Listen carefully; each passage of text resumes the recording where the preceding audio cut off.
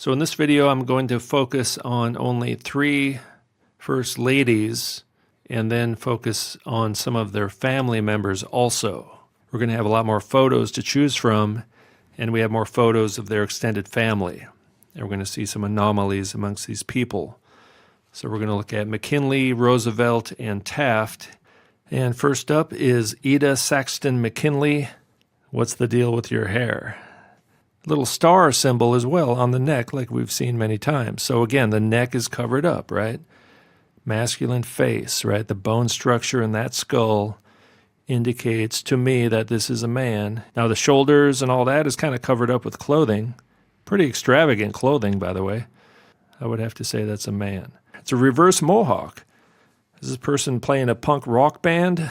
This looks like a vampire. This looks like something out of a horror movie. So it says here, she never recovered from losing their daughters as infants and remained in a fragile state of health for the rest of her life, including having seizures.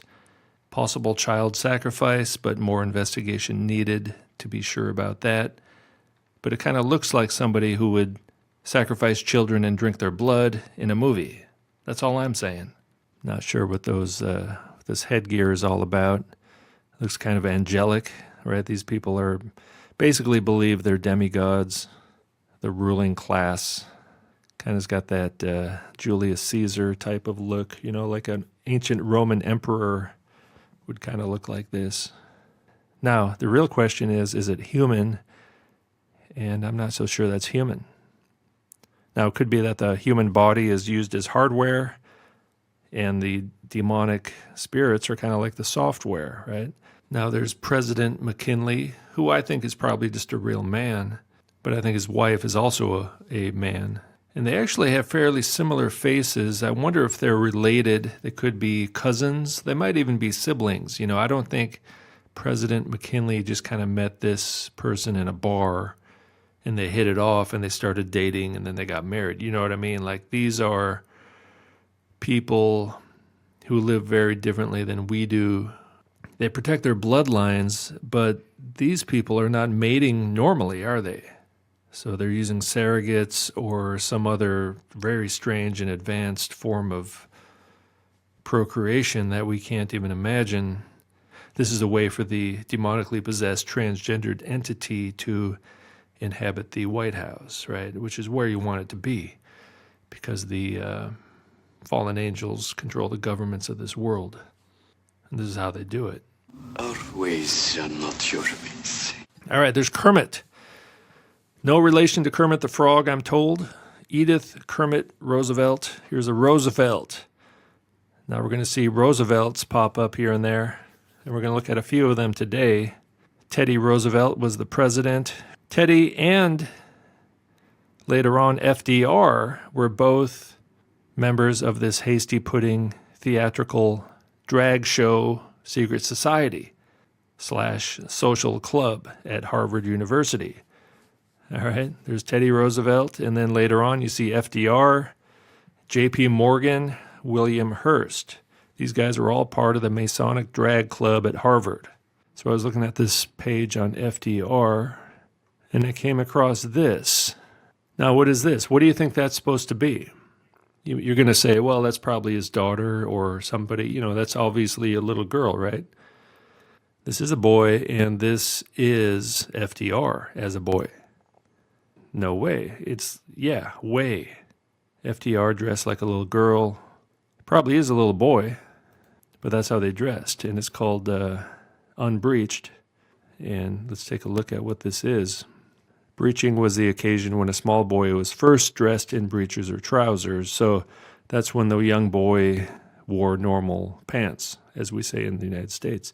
Young boys in the Western world were unbreeched and wore gowns or dresses. Now, I'm not so sure about that. I've never heard about this. It says here, young boys wore dresses until an age that varied between 2 and 8. And they say here it may have something to do with potty training or something. It was difficult to tell the girls from boys. Breeching was an important rite of passage in the life of a boy, where he didn't have to wear a dress anymore. See, that's a boy, and that's how they dress. Basically, they're saying here in this article, little boys dress like this. But I think it may have been just the ruling class who did this. Like, why would you want to dress your little boy up like a girl? That's not good. Boy and probably girl. See, they can't even tell. So the boys dress like this, and notice he's doing the little devil horn sign. So it's not much of a stretch to say that some of them continued to dress like this. They just never took off the dress. See, what it's saying here is that little boys were dressed as little girls. And then later on, they started to dress like boys.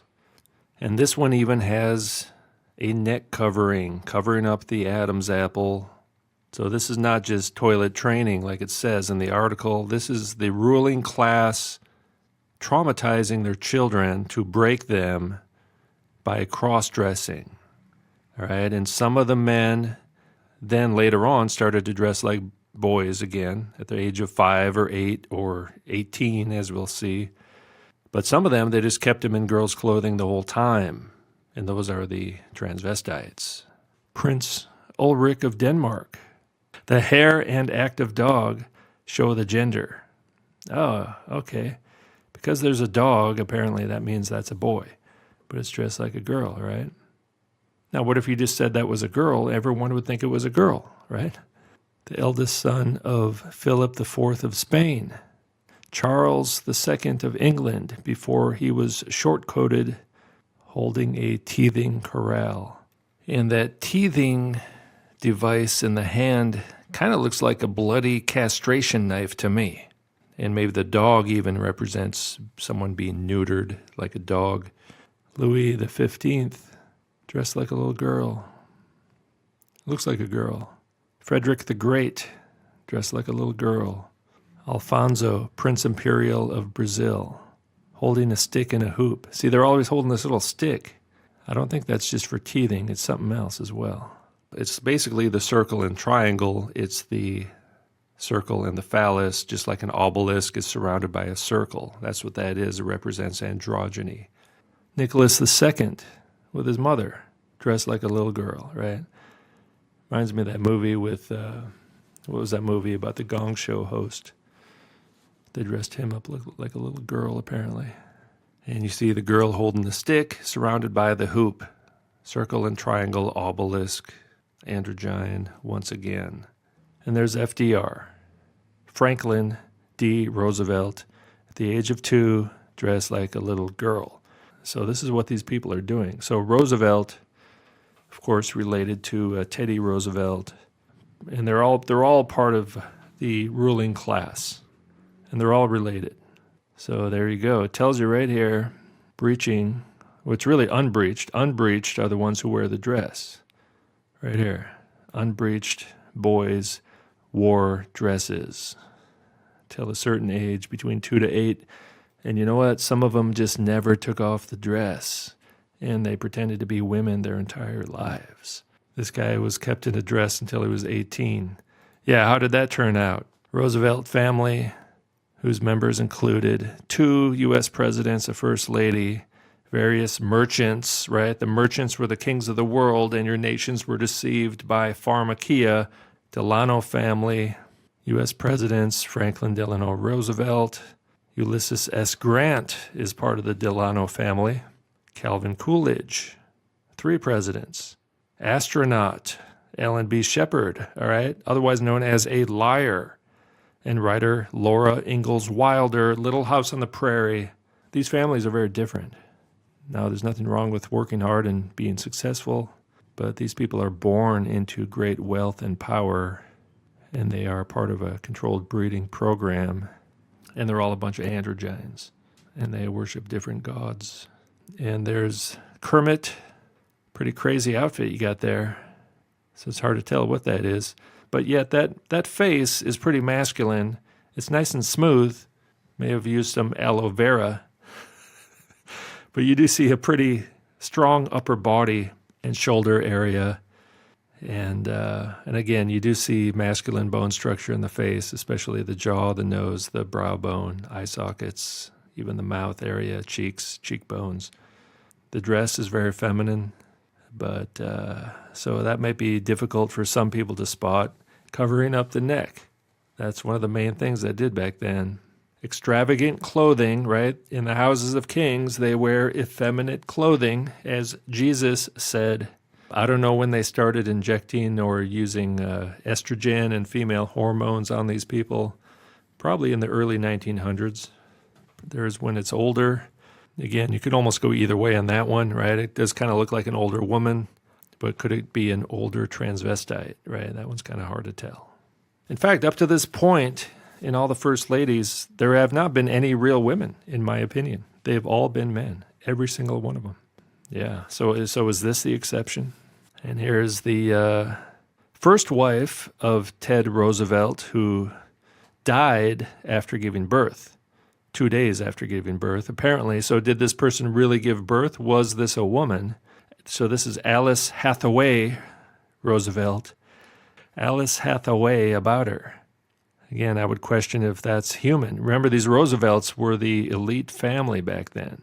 There's holding some kind of phallic symbol, it looks like to me. Why is this person holding that phallic symbol kind of right where the phallus would actually be? Kind of makes me wonder. Did this person really give birth? Did this person really die? Is that little boy on the left? You know what I mean? The posture there is pretty masculine. So we don't have a lot of photos of this person, but supposedly died in childbirth. And we're going to look at the daughter as well, who came out of this person's body, allegedly. There's the daughter from Teddy Roosevelt's first marriage. The mother died right after birth. Alice Lee Roosevelt Longworth grew up in the ruling class. Again, it kind of looks like a transvestite to me. And there's Alice when it was older, looking pretty masculine. Kind of looks like the bass player for Metallica with brother Ted Jr. He kind of does look like Kermit the Frog there a little bit. He looks a little bit like an amphibian.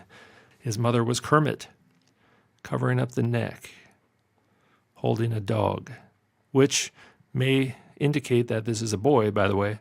Kind of difficult to tell a really old lady from a really old man, you know what I mean? So not the best photo to use necessarily, but it's just another photo. We have a lot more photos to work with now.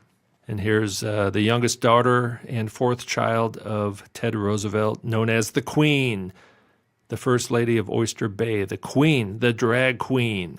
Looks like a little boy. Looks like a little drag queen to me. Look at that chin. So they're kind of smoothing out the face. It could be the makeup they're putting on, reacts to the photography in certain ways with the light. All right, so moving on from the Roosevelts, we're looking at Helen Taft, married to William Howard Taft, 1909. Very big hat, slightly smaller neck covering than we've seen before, but yet it's still there. Is that like a collar? Are there female breasts there? Not so sure. Don't really see any. No, I thought women had breasts. Maybe I was wrong about that. Pretty large body overall, broad shoulders. The hips, again, are expanded because of the clothing. That's not bone structure hips. Oh, there's a pretty serious neck covering again. These people dress like royalty, don't they?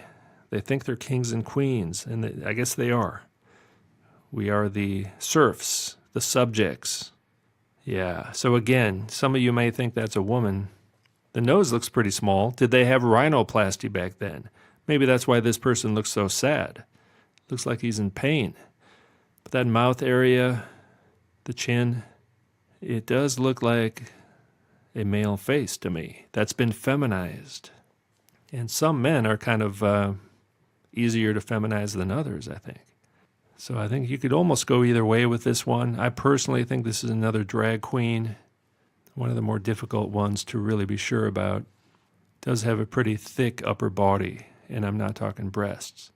And the question is, at this point, considering that everyone up to this point has been a drag queen, like why would there suddenly be a real woman in the White House after over 100 years of having only men play that part? Now here, the dress, you see the different colors on each side of the body. That's some androgynous symbolism, right? Half male, half female. Now look at these four people here. Looks like four drag queens, right? The other three are actually more obvious. than the person we're looking at here. But what are the odds that this person is playing a role that has historically been played by men, and then it's hanging out with a bunch of drag queens, but yet it's a real female? You know what I mean? Like, it doesn't really make sense. And it just happens to be taller than the other drag queens, right? It's not easy to get a sense of people's height in a photo, but I think that person is taller than the other dudes, right? So is the real female going to be taller than the other drag queens? So there you have it. 3 first ladies. McKinley is quite obvious, and no children there. They apparently died at a young age as infants. That doesn't mean that person is a vampire. And the Roosevelts, we went on a little bit of a rabbit trail there looking at FDR, who was a future president than the time period we're looking at today. We came across some very valuable information about this unbreached boy, where little boys were dressed like little girls, and they referred to that as being unbreached. And then they would breach them and start dressing them up like boys at a certain age. And just think how traumatizing that is. I'm going to talk about that more, but that helps us to understand these families and the children of these families, because we're going to start looking more at the families of these people now that we're in the 1900s. There's a lot more photographs of the first ladies and the children and the cousins and the parents and everyone, right? They're all doing the same things. It's a way of life. They're female illusionists. Sometimes it's easy to tell, like McKinley. Other times it's not so easy. And then we have Taft, who in this photo here, ironically enough, it looks a bit more masculine to me.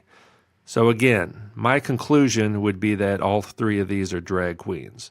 And we saw with the Roosevelts, especially some of the children as well. I'm open to having exceptions to the rule. As somebody once said, the exception proves the rule, right? So it's okay if there's exceptions. It's okay if there's real females in the White House. But I'm just not so sure we have seen any so far up to this point. Now, maybe we will in the future as we continue this investigation. And I know it gets a little tedious sometimes, but this is what we have to do. We're doing something called focused observation. Could any of these people be females? Maybe there's been a few that, well, maybe they could possibly be masculine-looking females, but could they be drag queens? That's actually the more likely explanation. Most of them are fairly obvious to me. Some of them are a little bit more difficult to spot. Going forward in this investigation, each video might just focus on the one family, because we can look at the entire family now with all these photos. And the next video is going to be the family of Woodrow Wilson, the fascist.